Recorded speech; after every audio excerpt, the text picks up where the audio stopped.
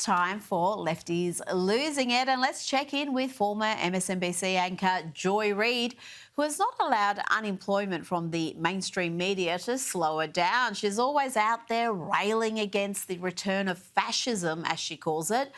But what does she actually mean by fascism? Have a listen. If you go back before the 20th century, there were no income taxes, there were no regulations on business. You could earn as much money as you want, leave 100% of it to your children with no taxes. Right. That's the world they want back. And to get it back, they need society to change. They need people to be less modern. What did she say? Earn as much as you want and leave it to your children with no taxes? That's the world they want? Trust Joy Reid to make fascism sound awesome. Now to another confused, sad case. Stephen Colbert, the bitter activist masquerading as a comic, has been losing it again over, you guessed it, Donald Trump. Trump always has an ulterior motive, and it's always being a jerk. Because take a look at the video the White House released. There's Obama, and there's Trump, and oh, hardy har har, it's Biden as an auto pen. And I know, that's so childish. Childish? It's hilarious. That's what that is, and accurate too. At the very least, you think a comic would appreciate the humour in that, the wit. But no, Colbert is so bitter and twisted that he has given up any attempt at genuine humour. This is the best he's managed to do in recent years. The vaccine.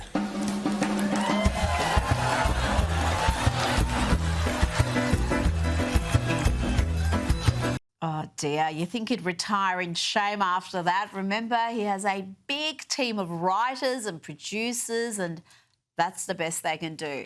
And the laughs did not come when Colbert was joined by another highly paid leftist activist masquerading as a comic, Jimmy Kimmel, who is still playing the victim and blaming Donald Trump for his temporary suspension after he deliberately lied about Charlie Kirk's assassin. Did you ever think the President of the United States would be celebrating your unemployment? I mean, that son of a bitch, you know, is really unbelievable. Mr. Son of a bitch. I mean, Mr. Son of a bitch. His royal. Yes. Yeah, no, I never imagined that we'd ever have a president like this. And I hope we don't ever have another president like this again. I mean, I never even imagined there would ever be a situation in which the president of our country was celebrating hundreds of Americans losing their jobs. But somebody who took pleasure in that, that to me is the absolute opposite of what a leader of this country is supposed to be. I told you the victim playing is pitiful. We're talking here about a man being paid millions every year to underperform, and he thinks he's entitled to job security. Let's listen to how much sympathy Joe Biden had for coal miners, ordinary workers who lost their jobs. Anybody who can go down 300 to 3,000 feet in the mine sure and hell can learn how to program as well. Give me a break. Anybody who can throw coal into a furnace can learn how to program, for God's sake. So much sympathy, so much care. And we didn't hear much sympathy from Joe Biden or Jimmy Kimmel when scores of workers were being sacked for not taking the COVID shot. You think we forgot this? Chicago, Los Angeles, right here in Baltimore are refusing to comply with city vaccine mandates. I'm wondering where you stand on that. Should police officers, emergency responders be mandated to get vaccines? And if not, should they be stay at home or let go? Yes and yes. Of course, the deplorable CNN audience clapped for that. We're talking about first responders there losing their jobs. But the Democrats, including Jimmy Kimmel, didn't want them just to lose their jobs. They want them deprived of vital medical care. Dr. Fauci said that if hospitals get any more overcrowded, they're going to have to make some very tough choices about who gets an ICU bed. That choice doesn't seem so tough to me. Vaccinated person having a heart attack? Yes, come right on in. We'll take care of you. Unvaccinated guy who gobbled horse goo? Rest in peace, Wheezy. Gosh, he's awful, and yet he believes he's deserving of sympathy. Sympathy he didn't show coal miners or first responders or Tucker Carlson when he lost his job. which means he was fired. I mean, that's really what parting ways means. What a shock. I mean, what an absolutely delightful shock this is. Tucker can spend more time at home tanning his testicles and touching himself to that sexy green M&M. Sadly, he's probably not done poisoning old people's brains. The question now is, where will he do it next? Will he go to OAN? Will he go to Newsmax? Will he crawl back up Satan's fiery beehole from whence he came? We don't know. One of the most despicable Mother Tuckers ever to appear on American television.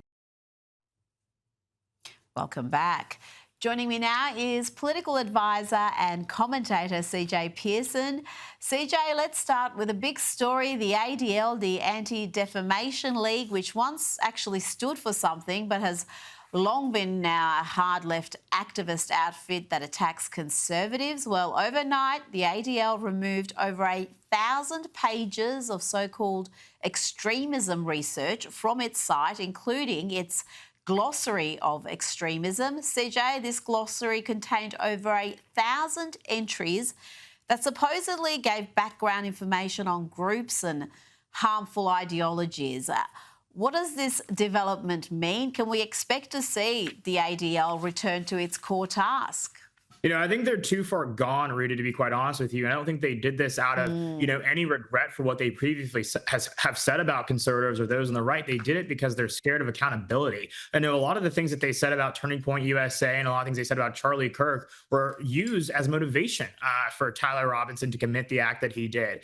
They called us fascists. They called us white supremacists. These are words of clear incitement of violence. And now you have Gavin Newsom's official press account doing the same. Like, it's absolutely clear that these folks are trying to put a target on the backs of conservatives all across this country, and it should be rightfully condemned. And they shouldn't be just removing these pages in the dead of the night. They need to apologize publicly and loudly. You know what? I hope they are sued into oblivion. I know Elon Musk is looking at the ADL very carefully, because you mentioned Turning Point USA and Charlie Kirk. Yes, these smear merchants went after Charlie Kirk and Turning Point USA instead of a group like Antifa. I mean, how do you explain that, CJ? You know, they're corrupted by the woke mind virus. They thought a man who stood for free speech and the free and fair exchange of ideas was more dangerous than people who wear masks in the streets, all black, and beat up people who dare to disagree with them. It goes to show the priorities of their left-wing radical organization. But thank God we have a president who is now committed to going after these radical left-wing terrorist networks all across the country, and not just the organizations themselves, but the people that are funding it. And we know the dead cat that's at the end of that line. And I think that we got to do everything that we can to hold those people account for the violence they have wrought all across this country. Now, earlier today, the modern communist poster boy, Zoran Mamdani, the globalised intifada dude who is the front runner to be the next mayor of New York, he sat down with the ladies of The View. The gushing was vomit-inducing, CJ. Sunny Hostin was beside herself. Joy Behar was exhibiting some rare joy. You'd think they were interviewing some sort of heartthrob, some pop star. Just look at how he was introduced. Zoran Mamdani has been a political lightning rod since pulling off a stunning victory in the New York City mayoral primary, winning the Democratic nomination with more votes than any candidate in the city's history. His grassroots campaign and social progressive message is resonating beyond the borders of New York, and even has, the White House calling him out. So please welcome New York State Assemblyman and Democratic mayoral candidate, Zoran Mamdani.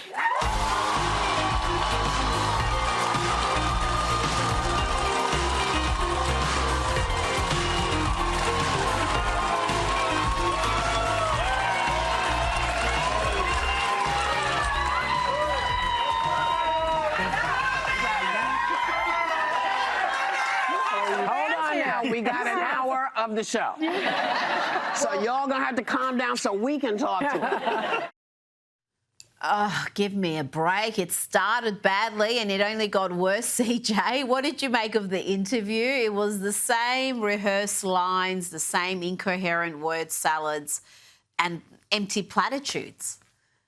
You're exactly right. My grandmother is actually the age of many of the folks on The View. And I've only seen her get excited that excited about George Clooney. So I don't really understand where that's coming from. But what I'll tell you is that the women of The View, they hate America. Zohran Mamdani, he hates America. So I guess they had a lot to bond about during that segment of their failing show. And so I'm not surprised that they're big fans of him. And what they won't be big fans of is when he defunds the police and they get mugged in the streets of that city. They won't be excited when he goes after their hard-earned dollars, if you let them tell it, that they make from hosting The View, the $1 million that they make. But the thing about that, though, is like probably most of them don't even live in New York. They probably live in New Jersey. They probably come down to tape the show. So they'll be probably, inoculated from a lot of the most harmful effects that his reign over the city of New York are going to have. But for those that do live in New York, they're going to feel the brunt of it. They're going to feel the pain. And if any of them do live in New York, I hope they're ready. I had a look at some of his speeches over the last few years, and this guy is out there. I mean, we call him a radical, but that really doesn't give him full credit for just how bat poop crazy he is. I mean, he wants to empty the prisons. He's spoken about, violent crime almost being some sort of social construct. I mean, the whole thing, the whole platform is crazy, but he's certainly also clever, you've got to say. Let's have a look at this footage of him protesting with Starbucks baristas, decrying the disparity between their incomes and that of the company's CEO. We are talking about a CEO of a company who made $96 million just last year. $96 million, which is 6,666 times the median Starbucks worker's salary. My message to Starbucks management is that I stand here today to practice with these workers, and if you force these workers to go on strike, then I will be there with them on that strike as well. CJ, there's a reason why he's so popular, and it's not just the radical social policies and the promise of free stuff, though that is certainly very popular in a blue city like New York, but he also speaks to the disillusioned young people who don't know how they're ever going to afford a home or even be able to support themselves. You're exactly right. And I think at a point, conservatives have to acknowledge the fact that the reason that he won the Democrat primary was by responding to the anxiety that a lot of people have about affordability in this country, especially in a city like New York City. What I would advise those people, though, and a lot of the young people that are backing him, is to realize that socialism will not solve that problem. Damn near communism will not be a remedy to their issues or their plight. The only way that we will actually address those issues is by doing all that we can to, enable the free market, to allow, folks to get a hand up and not a handout. And so I think that he is speaking to something that's obviously on the minds of many young Americans who live in New York City. That's why he's experienced the support that he's seen. But I think it's a call to action for Republicans. We have to have our own agenda when it comes to this crisis of affordability. President Trump is obviously doing a lot of great things on that front, helping bring down the cost of everyday consumer goods and all of those things. But there's more work to be done. And I think we ought to lead on this issue and not follow the leader in this regard, that leader being Zohran Mamdani, which he's the antithesis of what a leader is. So there's no reason we should be following his lead. Now let's check in on Pope Leo. Let's have a look at this footage of him blessing a block of ice at a Vatican climate change event. I mean, really? We have Christians under attack from the US to Africa to the Middle East, and this is what the Pope is doing. CJ, he also attacked climate skeptics and said that we have to listen to the cry of the earth. I'm not Catholic, so I'm going to leave it to my Catholic brothers and sisters to hold their own to account. But what I will say is you would think, as you rightfully pointed out, that there would be bigger priorities for the Pope, right? You have Christians being massacred all across the world. Where is his speech on that? Where is his remarks on that? Today, I, saw, a statement he made about the treatment of illegal aliens in America. Illegals are being deported and sent back to the country from which they came. They broke our laws. We treat them like criminals, just like we would treat a criminal who was an American in this country. There's no reason that we should hold to a higher standard to give better treatment or quality to illegal aliens who have no respect for the rule of law or law and order in this country. And so I think the Pope should stick to religion. I think he should stick to, teaching, the Bible's good word. And I think he should leave the political statements to, the politicians. Now to an exclusive from Fox News, which has unearthed note cards from the Biden era showing the administration detailed the names and photos of high-profile Democrats, even Hillary Clinton, for President Biden to help him during live events. CJ, these cards also included journalist questions to Biden during a press conference. So these questions were submitted beforehand. The media, you have to think, was complicit in this charade. No, you're exactly right. They were just another arm of the DNC. And to go even further than that, honestly, when I saw these note cards in this exclusive story from Fox News, I was a little surprised because Joe Biden himself wasn't included. I would assume that he would have had to be reminded, Joe, you are the president. Joe, you live in the White House. Joe, you actually are running this meeting. And so I guess I didn't give him enough credit for reminding himself or remembering himself being the leader of the free world. So I guess, credit where it's due in that regard. Now, CJ, tell me about the government shutdown, the Schumer shutdown as it's being called. What's likely to be the circuit breaker and how concerned is the administration about this shutdown? President Trump seems to be rather relaxed about it. Here he is. Have a look at these images of him negotiating in the Oval Office, and he's got these Trump 2028 caps prominently positioned, just trolling the Democrats. How do you see this ending? I think the White House is relaxed because I think we know that the American people realize that this is a Schumer shutdown. The Democrats own this shutdown. They are choosing to prioritize free health care for illegal aliens in this country over the paychecks of U.S. Army soldiers, of our American service members. They're choosing to prioritize that over the actual goods and services that the American people pay with their taxpayer dollars. And so this is a losing issue for them. At the end of the day, if moderate Democrats came over in the Senate and agreed to a clean extension of this budget, what we would see is the government would immediately reopen. But what would have to happen is that Schumer would have to grow a spine. He would actually have to grow some cojones. And he would have to actually, as J.D. Vance said in a press conference today, not allow AOC to drag him to the far left of his party. And so until that happens, until he shows some courage, the government will remain shut down. And I think the American people will continue to distrust the Democrats' party ability to lead. CJ, it is being called the Schumer shutdown, and I don't think Chuck likes that at all. Every Republican who's gone on TV the last 12 hours or so has called this the Schumer shutdown. What do you say about that name?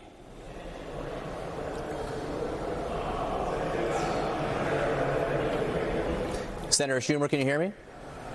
I can't hear. Senator Schumer, can you hear me? I don't think Senator Schumer can hear me right now. Maybe the government shutdown included audio on Capitol Hill. I suspect perhaps he could hear. I just didn't want to answer the question. CJ, before you go, the Wall Street Journal has a follow-up on the American Eagle Sydney Sweeney controversy. It turns out the CEO of the company was behind the campaign. He oversaw it and he knew it would be controversial. Wall Street Journal reports some marketing pundits predicted that the culture war uproar would drain American Eagle's sales and dent its reputation, as similar controversies had for companies like Cracker Barrel, Target and Anheuser-Busch. That would be the Bud Light controversy. Instead, American Eagle's sales improved after the Sweeney campaign began and sales growth turned positive in August. CJ, I can tell you why it wasn't like the other examples. They involved companies going woke and broke. There was no wokeness in this campaign. It was very much mainstream. You're exactly right. And Rita, are you telling me that a hot model can sell jeans? What a crazy concept to think about, especially, when we look back, to a point of time just a few years ago in the Biden years where you had, all of these like obese models and all of these things. They were trying to make these woke points and the people weren't buying it. Look at what happened to Bud Light and all of these other once, beloved American brands. And so thank God for a CEO in American Eagle that stood up for what he believed in, didn't, cower in the face of all of the pressure. And it goes to show that while the left can get loud and they can get very, very raucous, they are the minority in this country today. And I think he was rewarded for his courage in this situation. I think corporates are going to increasingly realise that the hard left, they are loud, but they are small. And finally, perhaps they could cater their marketing to the mainstream, which they've ignored really in recent years. CJ Pearson, thank you so much for your time. Thank you, Rita.